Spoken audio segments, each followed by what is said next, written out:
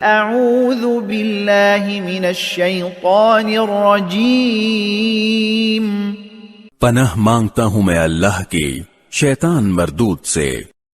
سيقول لك المخلفون من الأعراب شغلتنا أموالنا وأهلنا فاستغفر لنا، يقولون بألسنتهم ما ليس في قلوبهم، قل فمن يملك لكم من الله شيئا إن أراد بكم ضرا أو أراد بكم نفعا بل كان الله بما تعملون خبيرا۔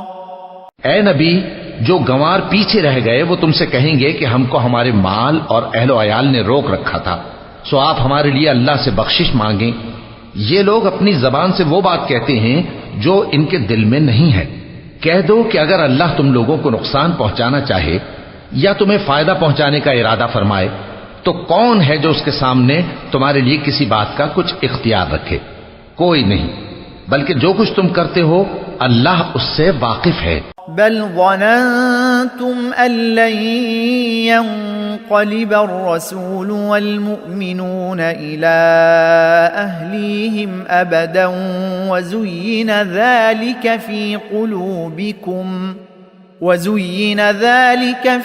قلوبكم وظننتم ظن السوء وكنتم قوما بورا۔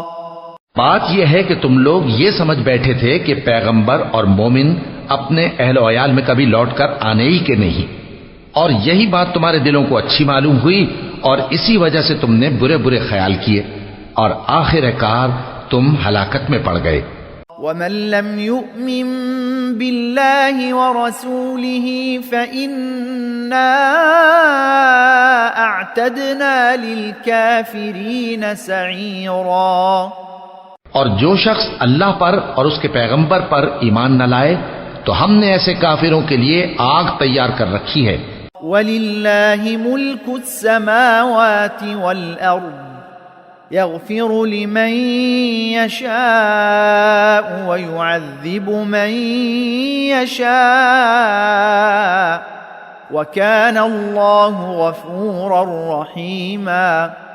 اور آسمانوں اور زمین کی حکومت اللہ ہی کی ہے، وہ جسے چاہے بخشے اور جسے چاہے سزا دے، اور اللہ بخشنے والا ہے، مہربان ہے۔